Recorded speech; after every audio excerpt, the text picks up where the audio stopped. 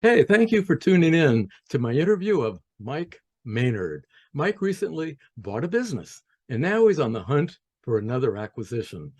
You're going to hear his story and you're going to get some valuable tips, which you can use to buy any company. But first, I'm Ted Leverette, the original business buyer advocate.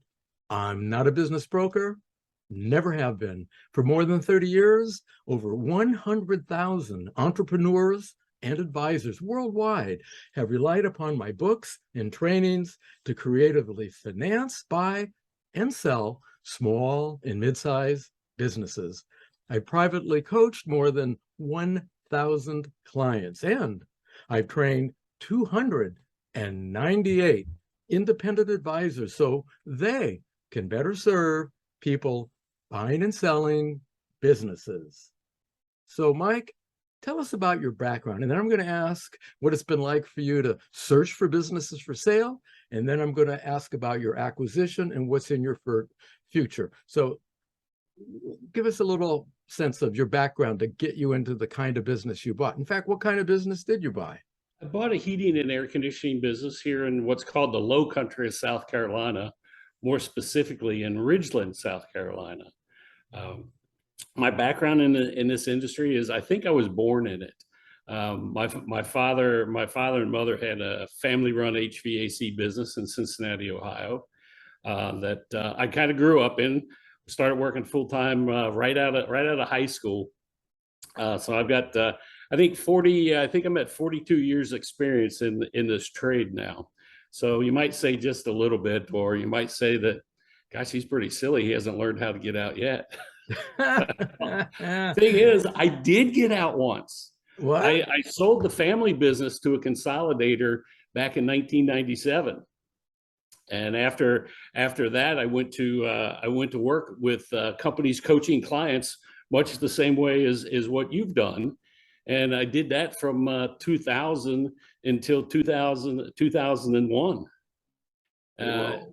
And it was fun, but I got to the point, it's like, wait a minute, Mike, you're helping folks make a lot of money. And our youngest son had been in the trade for 6 years. So we said, hey, you know what? You're young, I'm older, I have the experience, you have the get up and go. Let's go find a company and see if we can grow a new organization. And having been from Ohio, I was tired of shoveling snow. So we've had friends here in South Carolina, more specifically in the Bluffton, Hilton Head area. I was fortunate enough to be able to find the company that I bought, and voila, here I am, a new South Carolinian, and I can prove it because I got my license last week. Hey, Mike, talk to us about that search. What was the journey like? Maybe some ups and downs. See, the ups and downs. You're turning over a lot of rocks, and you're getting a lot of people. What are you calling me for? I'm not going to sell my business. Go to someplace a little warmer than South Carolina that I don't want to visit. And what they don't understand is I'm just asking a question, because I know based on my coaching experience, there are just a lot of people in our industry that are older, maybe don't have family members or have never developed their workforce, that are looking for a way out of this industry other than dying. They're tired, but consolidators aren't interested in small companies unless they're doing a tuck in, and then they don't want to offer any money for those folks. So you make lots of phone calls, you hear lots of no's. In the case of the one that I bought, actually, I made the connection through a broker, which sometimes can be a little weird. But the gentleman I started working that had this business listed, very easygoing, Mike Russo's his name, just did a phenomenal job of connecting me personally with the owners of this business. And there was a quick connection, because the previous owner of this business and I had the same backgrounds of kind of growing up in this trade. So he saw there was going to be a chance for a good continuation of what he had built with a new owner. and we made the deal work. You know, the alternative for people who can't find what they're looking for from brokers is going to the off market, or what I call the hidden market, where you're going direct to owners. Did you look into any other ways of searching besides just go direct to a broker and kind of luck out finding the deal you did? Oh yeah, well it was making the phone calls. There's a couple books that you have up on the screen that I also have with me, because this is where I actually got started with my search. It's like knowing what I knew about people in the industry trying to get out. It's like, well, how do I approach them, and how do I make sure it's the right kind of company? And that's how I connected with you via LinkedIn, and I got the books, and okay, this makes sense. And it just happened to be that the first deal to work was with a broker, but I'm making the calls as we speak to the companies here in the Ridgeland, Bluffton, Hilton Head area of South Carolina, looking for the next one. Whoa, so you're going to grow your empire, not necessarily, obviously you'll probably grow, and I want to ask you about this, but besides trying to improve and grow the business you just bought, you're looking for more acquisitions, yes? Oh, absolutely. Absolutely. Again, for those folks that don't know have any other way out, that want to retire or just want to be out of this trade, spouse maybe has passed away, don't know what to do with it. Yeah, those are the kind of companies that I'm looking for. Wow. Okay, so you're in this business. What are you doing now that what's it like? I know you're an old pro in the business, but hey, this is another business. So what are you doing to get in control, maybe improve it, handle the ups and downs? And in your business, hey, it's summer right now. I'm in South Florida. We're all depending on these HVAC systems. So talk to me. What's it like to be in that company? Well, the thing about this company is they really hadn't updated processes. They really hadn't embraced technology. So one of the first things we did was bring technology in. Now instead of handwriting service tickets, our people are doing it on iPads. Because it used to be a technician would write down the service call on paper, then somebody in the office would have to take that invoice, try and decipher the technician's handwriting, and then type it into customer history. Well, now with the technology, they put together the invoice on their laptops, submit it, it's reviewed, a button's pressed, and it's posted into the customer's file. So if you eliminate all that sitting there typing mindlessly, we've eliminated that. We put some more sophistication into inventory, not only in the warehouse that I happen to be standing in, but also on our trucks, so that we can get better first-time completions instead of always having to order a part and go back for something as simple as a capacitor. It's one thing I definitely learned during all the coaching. It's about time, making improvements, cutting the time of unapplied time, basically. We started a project this morning of all of our maintenance agreements, starting to zone those out so that, we cut geographically right now. This company covered about a 60-mile radius from the Hilton Head Island out to the outer reaches. And that's crazy.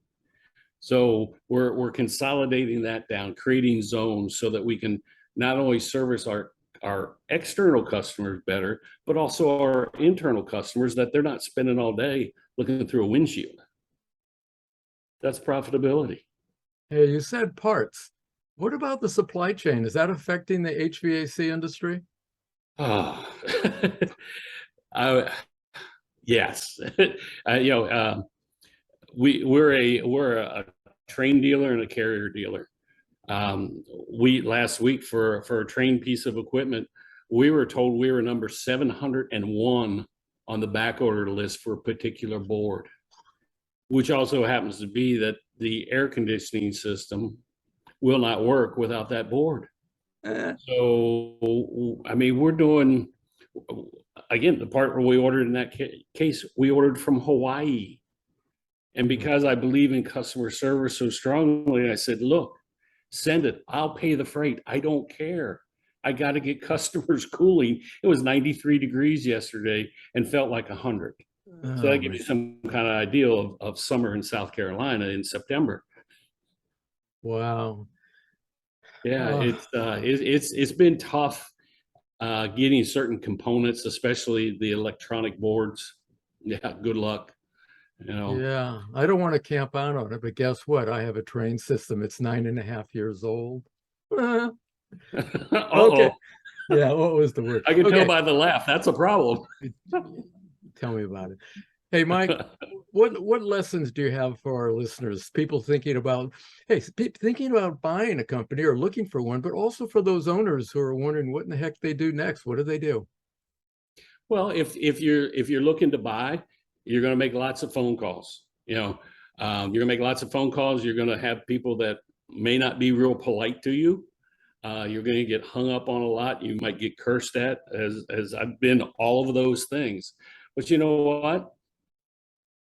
You don't lose until you quit. That's why I look at life. You don't lose until you quit, because there is no time clock. We don't know how long we're going to be blessed to be on this earth. So you keep plugging away. You keep going at it. For the people that are maybe looking to sell, find the people that are buying, because again, I like the guy, the broker that I dealt with, but I also know that the people that sold their company to me had to pay him a very large chunk of money. And really, he posted an ad and made some phone calls and had some conversations and arranged a meeting between me as the buyer and them as the seller, and got one very nice payday for what he did. Yeah, So, that's right. Buyers keep plugging away. Sellers, go find the people that are buying. Maybe it's a large company in your marketplace. It never hurts to make a phone call. That's the way I look at it. Phone calls are cheap. And it usually doesn't take a lot of time unless there isn't interest. Now, if you're the seller, if somebody approaches you like myself, get a non-disclosure agreement before you share any information. Okay, protect yourself. And as a buyer like I am, offer a non-solicitation agreement, non-disclosure agreement up front. Okay, just to try and create that peace of mind with a potential seller, because in our trade, most people only sell their HVAC business once and really don't know all the steps. That's why I bought the books. I'd already sold one, but I wanted to know what had changed between 1997 and 2020. And that's where you helped me greatly, and I appreciate that. Wow. Hey, Mike, you've given us some great tips. I hope people come back and listen to this again. How can people contact you? If somebody's interested, if they have questions, or especially if you're in the Low Country and you're looking to sell your business, it's Mike Maynard on LinkedIn. I'm out there. All my information is out there. A little bit of my history and resume that you can see what I've done and how long I've been around this industry. Like I say, we're looking for our next acquisition actively and currently. Okay, well, I'm going to publicize this to a lot of businesses in your area. So that's Mike Maynard, folks. Find him on LinkedIn. I'm Ted Leverette, the original business buyer advocate, saying thanks for listening. Be careful out there. Hey, you. That's right, you. Have you been looking to buy an exciting and profitable business?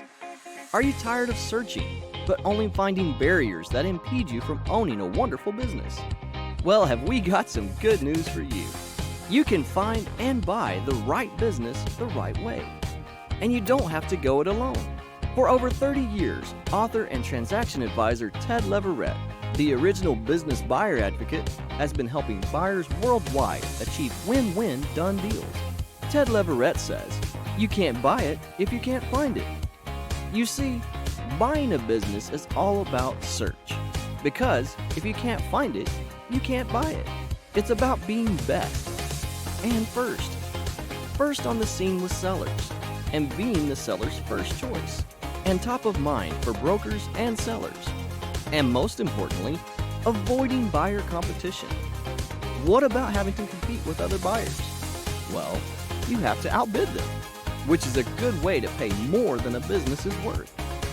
Searchers do better with a winning business buyer marketing plan, and that's where Ted Leverette comes in. He'll help you prepare a winning plan, and then he'll guide your actions so you can find and then buy the right business the right way. But searching is not enough. The reality is too many people buy the wrong business, or they buy the right business, but on the wrong terms. That's why, if you want to buy the right business the right way, it makes sense to have Ted Leverette, the original business buyer advocate, on your advisory team. And one of the best ways to know what the savviest searchers and buyers do is to read Ted Leverette's books, How to Prepare Yourself and Find the Right Business to Buy, and How to Buy the Right Business the Right Way. You can get them at his website, partneroncall.com. Don't chance it.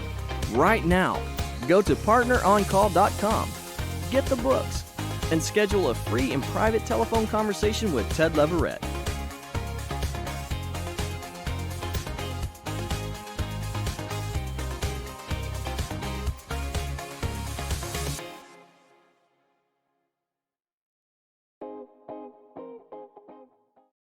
You can do better if you contact me and we build or improve your searcher marketing plan.